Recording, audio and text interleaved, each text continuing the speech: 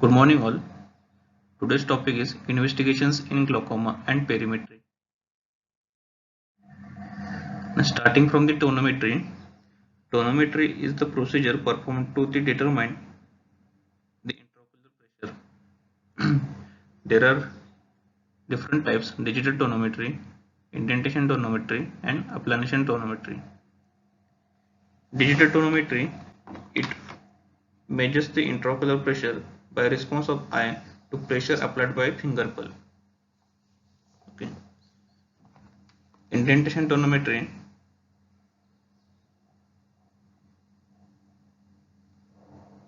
principle is it is based on the fundamental fact that plunger will indent a soft eye more than the hard eye. The indentation tonometer is current use is that of the Short's tonometer. Okay. Advantages of the indentation tonometry is are it is a simple technique, it has elegant design, it is portable, and there is no need for the slit lamp or the power supply. Applanation tonometry, there are different applanation tonometers. These are Goldmann tonometer, Perkins tonometer, pneumatic tonometer, pulsar tonometer, and tonopen. Now coming from the Goldmann's tonometry, it is based on the Imbert-Fick's law. That is, it states that the pressure inside an ideal sphere is equal to force required for flatten the surface. That is, pressure is equal to force divided by area. It is the most popular and accurate tonometer.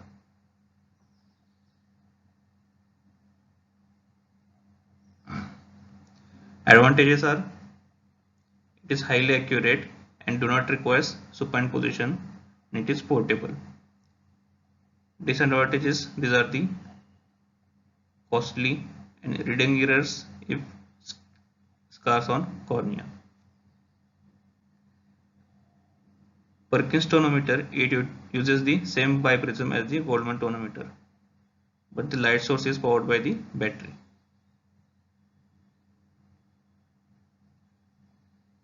Perkins tonometer, it is handheld and can be used in infants, children, and recumbent patients. Pneumatic tonometer, the principle is cornea is applanated by touching apex by celastic diaphragm covering the sensing nozzle. It is connected to central chamber containing the pressurized air. Tonopen, it is handheld Mackay Mark type tonometer. It is a computerized pocket tonometer. It converts the IOP into the electric waves.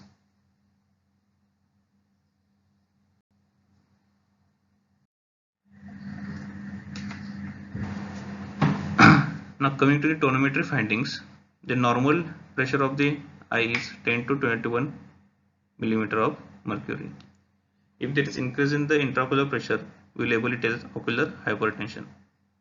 Or if there is decrease in the intraocular pressure, it is ocular hypotension.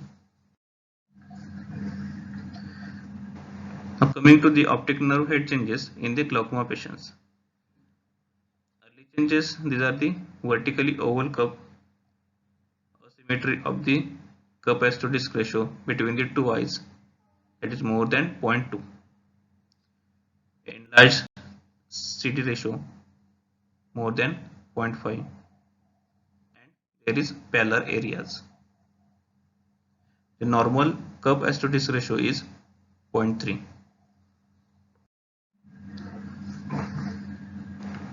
Advanced changes, these are the notch or thinning of the neuroretinal rim, pallor of the neuroretinal rim, superficial disc hemorrhages, that is splinter hemorrhages, cupping of disc, bionetting sign, and lamellar dot sign.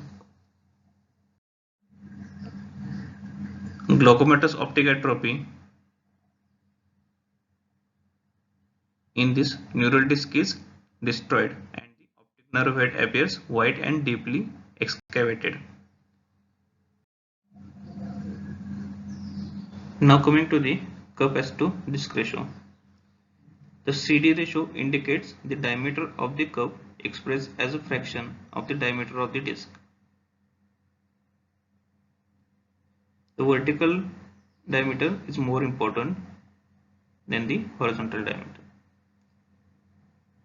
Normal cup S to disc ratio is 0.3. In glaucoma, there is increase in the cup S to disc ratio. As here we can see in the second image, there is increase in the cup S to disc ratio.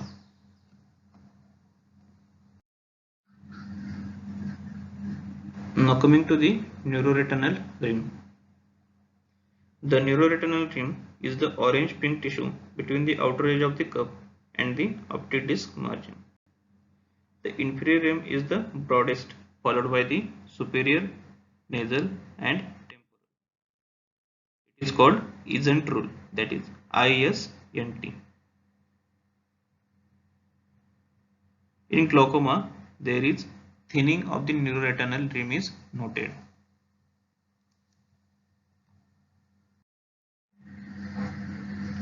Pathological cupping is caused by an irreversible decrease in the nerve fibers, glial cells and the blood vessels. The binetting, it is characterized by the double angulation of a blood vessel. In this picture, we can see there is large cup and the vessels show the binetting sign. That is, there is double angulation of the blood vessels. Double angulation, it is because of the vessel entering the disc from the retina. It angles sharply backwards into the disc and then turns towards its original direction to run across the lamina cribrosa. Here, optic nerve head cupping progression we can appreciate. In first image there is 0.3 cupping, in second image there is 0.6 cupping, and in third image there is 0.95 cupping. Okay.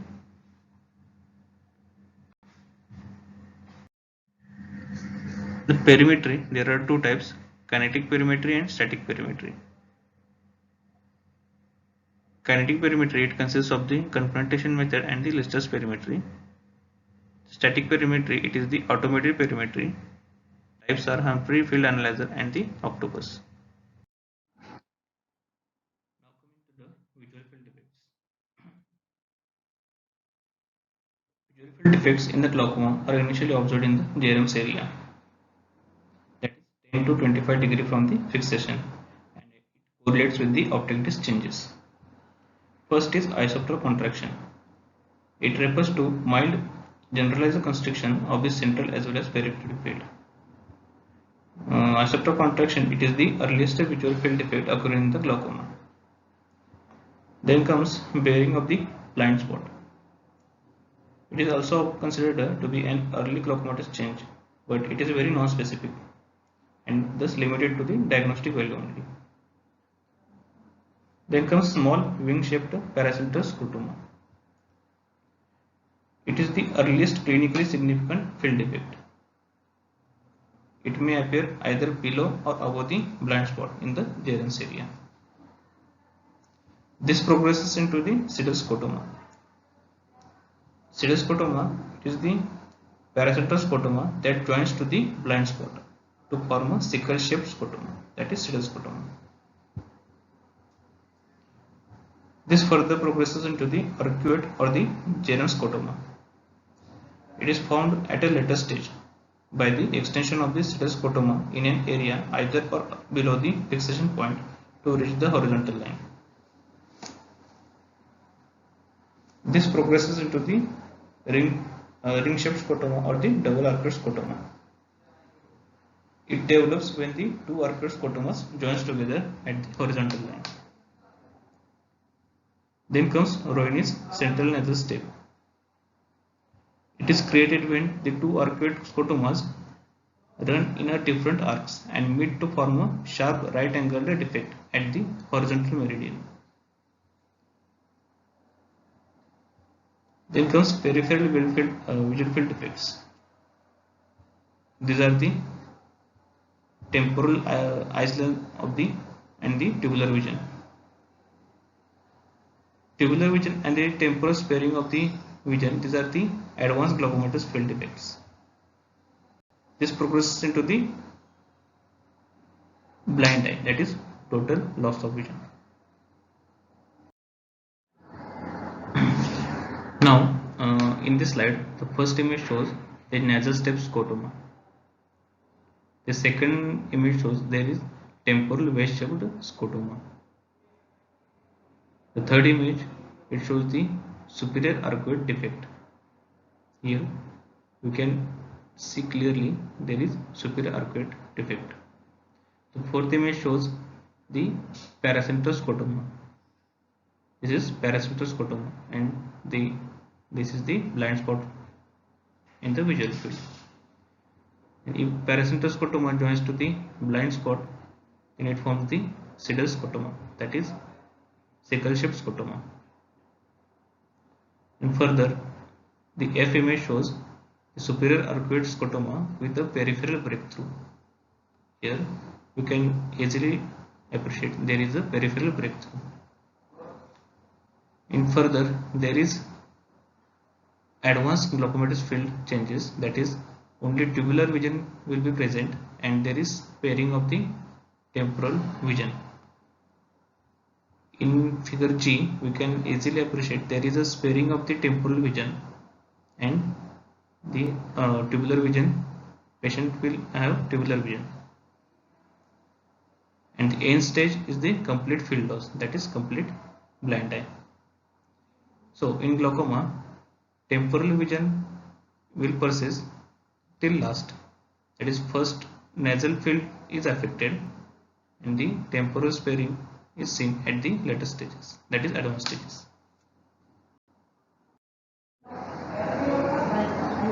In this slide, the first image, it is the image that a normal person can see. In second image, you can see there is a peripheral scotoma. In third image, it shows the advanced glaucomatous field defects. Only there is central vision is present and peripheral vision is distorted or peripheral vision is lost. Now, in this slide, we can easily differentiate between the vision of the normal person and the vision of the patient having the advanced glaucomatous visual field defects. In patients with the advanced glaucomatous defects, only central vision will be there, that is central tubular vision will be present along with the peripheral loss of the vision. Now coming to the gonioscopy. Gonioscopy, it is a method of evaluating the anterior chamber angle and can be used therapeutically for the procedures such as the laser trabeculoplasty or the goniotomy. Okay.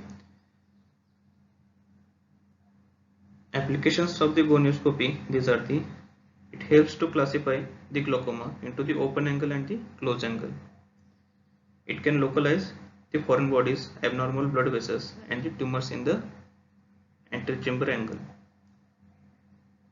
The demonstration of the extent of peripheral anterior synechiae is also done with the help of the gonioscopy.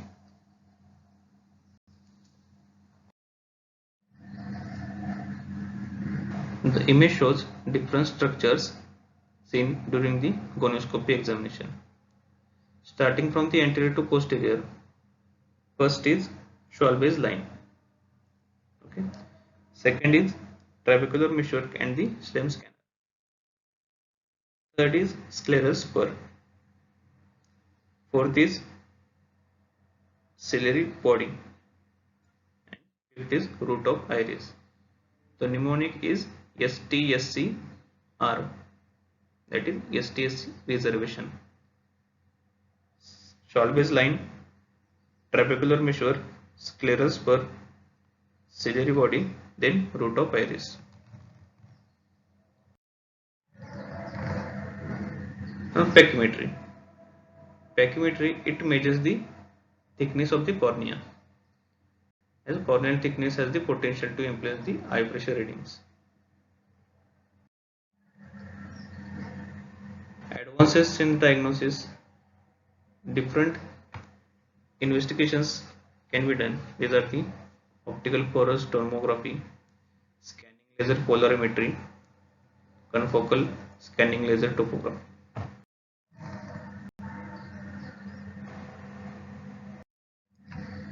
Now coming to the scanning laser polarimetry. It is designed to quantitatively assess the retinal fiber layer thickness. It is based on the measurement of a physical property called retardation of an illuminating laser beam passing through the birefringent retinal fiber layer. Birefringence, it is due to the arrangement of the microtubules within the axons of the RNFL layer. Now coming to the optical coherence tomography of the posterior pole.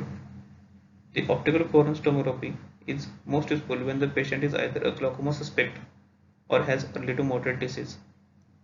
It can be used to detect damage and the progression. It involves the acquisition of a circular scan of the retina around the optic nerve head, which helps to analyze the retinal fiber layer. It also takes radial cross-sectional scans at the level of the optic nerve head, which helps to analyze the optic disc morphology. The ganglion cell complex analysis is also done. It means the measurement of the thickness of the RNFL layer, ganglion cell layer, and the inner plexiform layer at the level of the macula. This is the optical coherence tomography examination in glaucoma patient.